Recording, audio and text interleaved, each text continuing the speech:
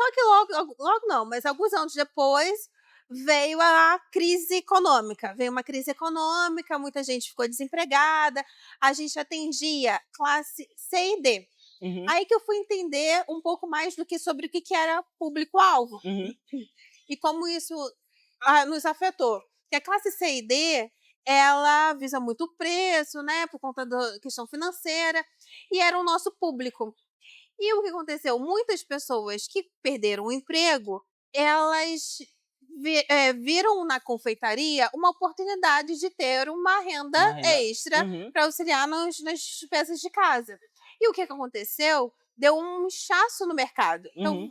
foi muita oferta para Pra pouca pouca demanda. demanda Uhum. em momentos de de crise econômica. E que se a gente pensar também, né, não sei se você tem essa visão, Aham. mas a minha visão é que antigamente, ali até antes de 2010, as pessoas viam um doce mais como algo para festa, né, para Sim, evento, não com um doce que vou consumir em casa, vou no final exatamente. de semana, né? É, Era sempre a também. avó que faz, a tia que faz o Isso, pudim. exatamente.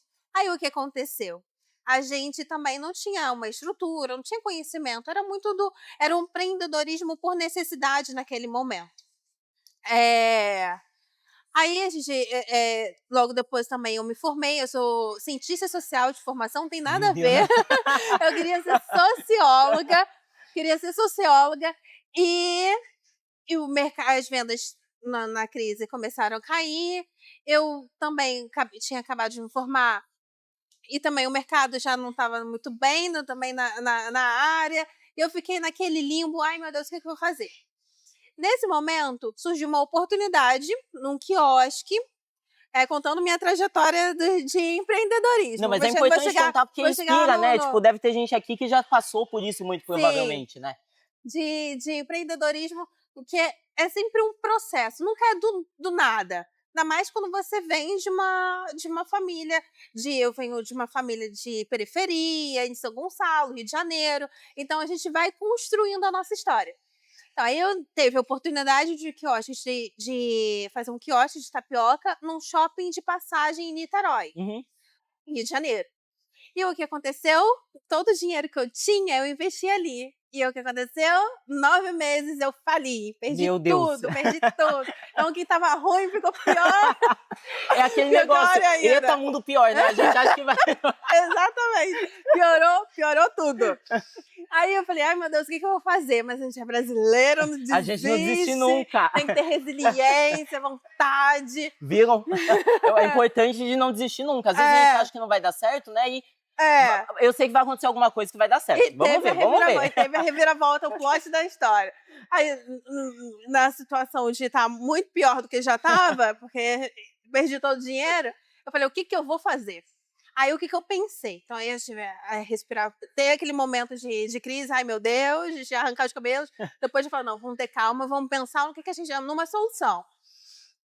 Então eu falei: "Olha, vou pensar no que eu tenho. Eu sou formada, mas o mercado tá ruim. Eu tenho conhecimento de doces, o mercado também naquele contexto que eu estava, não estava favorável. Eu vou pesquisar outra alternativa. Então vou empreender, porque é o mais, acessível para ter uma renda extra agora". Uhum. Então vou lá, fui procurar sobre doces diferentes, não no computador, doces diferentes, doces baratos, doces que os brasileiros mais gostam. Então fiquei semanas nisso e não encontrei nada. Eu falei, tá, o que eu vou fazer? Não achei nada. Só comum ou uma coisa muito refinada que eu não tinha condição de estudar para poder fazer, porque eu precisava de alguma De coisa, alguma rápida de alguma coisa e mais acessível, rápida. né? Exatamente. Enfim. Aí naquela situação eu falei: "Olha, eu tenho conhecimento em outras línguas, vou procurar em outras línguas". Então, falei: "Se não tem no Brasil, deve ter em algum lugar do mundo uma solução. Algum lugar existe uma solução para mim". Então eu fui procurar tudo em outra, eu fui procurar em inglês, procurei em francês, procurei em espanhol, fui desbravando a internet. E eu encontrei uma foto de um cara de outro país, asiático, que fez uma flor de algodão doce. Quando eu bati o olho, eu falei: "É É isso", porque era diferente. diferente. Aí eu achei aquele algodão doce gigante, eu falei, eu não conhecia, eu conhecia o mercado de casamentos, mas não conhecia o mercado de infantil. Uhum. Não fazia ideia de ninguém, de nada, não tinha feito docinho infantil. Então, eu vi aquela oportunidade e falei, olha, é isso aqui, meus olhos brilharam e eu senti, assim, coisa divina, O quase. pior é que quando a gente vê que vai dar certo, é um negócio, né? Que É, fala, a não, é gente isso sente. aqui, e o povo olha pra você, isso aí não vai dar certo, e a gente não vai dar E, certo. e eu não tinha referência nem nada, nada, nada. Eu vi é puro foto. Eu falei, vou fazer isso daí. Então eu falei, como que eu vou conseguir, através de uma foto, fazer isso? Algodão. O algodão doce. Eu falei, primeiro eu vou ver uma máquina de algodão doce. Aí eu não tinha dinheiro para comprar. Eu aluguei uma máquina e fui tentar fazer a máquina. O algodão doce é uma máquina simples, mas ela é diferente, a técnica é diferente, eu não consegui. Então eu falei, olha, o que que eu tenho? Eu peguei a referência da foto. Falei, ó, esse rapaz é asiático.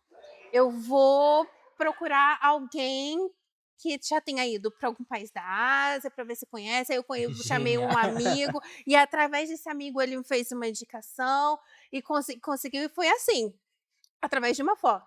E eu fui descobri qual era o maquinário, levei 8 meses, porque o que que acontece? Aí vem a estratégia. Eu vi que aquele produto era muito diferente e não tinha no Brasil. Eu falei, eu tô com uma joia na mão. Eu posso fazer o que eu Exatamente. quiser. Então eu falei, eu vou focar em outro público, o público A e B. Então eu tinha duas missões, de encontrar as pessoas que trabalhavam no meio de festa infantil e pessoas que tinham referência nesse público, que é um público mais de luxo. E eu fui, assim, batendo na porta quase, não fisicamente, mas mandando mensagem, falando: olha, eu tenho esse produto aqui, eu tenho esse produto aqui. E a minha segunda festa, que foi uma amiga muito grande, que eu falo com muito orgulho, que é a amiga que esteve aqui, que foi a Andréa Guimarães, que abriu. Ela tava Eu, aqui, acho que não vou lembrar o dia, mas estava. ela estava aqui, acho que foi antes de ontem. Ela estava aqui, não foi ontem. Ontem foi quarta. Onde foi quarta? Foi na Na terça-feira. terça-feira. Ela estava aqui. Então, ela virou uma amiga pessoal e ela me colocou no mercado em São Paulo, só que eu sou do Rio de Janeiro. Aí, Eita, aí olha, já vem a logística. aí a logística e a força de vontade. Ela me chamou para uma minha segunda festa, foi para um aninho da Zoe, que foi aquele bom, ficou meses falando sobre essa festa, da filha da Sabrina Sato. E ela me Já era a chamou segunda a festa. segunda festa do algodão. Olha a responsabilidade. A A segunda responsabilidade. festa, filha da Sabrina Sato. Só que eu me preparei antes 8 meses. Ah. Porque como eu queria fazer um negócio, eu não queria fazer só o bichinho, eu queria Uhum. fazer o bichinho. E eu tinha esse tempo de preparo. Então eu falei, olha, eu vou, me coloquei para aprender, aprendi a fazer e fazer muito bem feito. Então, uma coisa que eu falo para as pessoas é estarem prontas para quando a oportunidade chegar, para a Exato. oportunidade. Isso Então é muito importante. eu estava pronta. Só que quando ela me chamou, deu aquele medo, porque é uma responsabilidade em outro estado que eu não conhecia, São Paulo. E o que eu fiz? Eu peguei o ônibus e fui para São Paulo, fiz a festa e voltei. E teve um boom muito grande para São Paulo. E o que aconteceu? Comecei a ser chamada. E eu ia negar, morando no Rio de Janeiro? Eu falei, não vou perder a Eu oportunidade. vou, sim. Eu vou. E sabe o que eu fazia? Pegava um ônibus de Niterói, viajava 8 horas, fazia festa e voltava para casa, como se eu estivesse indo ali. Não, e detalhe, era o ônibus e a máquina, né? E a Que eu máquina imagino que não é pequena, né? Do ônibus. Então, a gente vê o glamour hoje em dia, né? De tipo, mas ninguém imagina. E eu imagino também que até hoje em dia você deve passar um perrengue. Né? A logística é exatamente, complexa. porque a gente vê uma confeitaria gigantesca que dá super sucesso, a gente acha, não, agora tá tudo bem, ela tem funcionário, né? Ela tem isso, ela tem aquilo, mas os problemas são as questões, as logísticas são outras. Mas aí eu pegava o ônibus e ia nessa logística. Mas o que aconteceu? Pandemia. Veio a pandemia e teve aquele vácuo. Eu falei, o que eu vou fazer com esse produto? Aí vem a estratégia. Mais uma vez, a estratégia é muito importante. Foram 2 anos de pandemia. E eu pensei assim, olha, eu tenho um produto muito inovador. As pessoas estão em casa com disponibilidade. Então, se eu fizer a divulgação, vai ser mais chances de ter concorrência. O que eu fiz? Eu silenciei, eu fechei o Instagram, não divulguei mais para nada, nem para ninguém, e esperei a pandemia voltar. E quando a pandemia voltar, não, as festas voltarem. Quando as festas voltaram, eu joguei no mercado. Aí eu fui com força total, fazendo muitos contatos com muita gente. E sempre não tinha contato, eu ia lá, batia na porta. E o segredo é não ter vergonha, né? Exatamente, porque o sonho, a vontade de crescer era maior. E eu sabia do potencial. Então, eu fui com força total. E assim eu fui construindo o Mask e ele se desenvolveu, cresceu, e a gente continua até hoje fazendo contatos, e é um trabalho constante, sabe? De logística. Então, a logística, agora a gente tem uma estrutura maior, mais bem adaptada, estruturada, mas sempre pensando em se desenvolver e avançar. E avançar.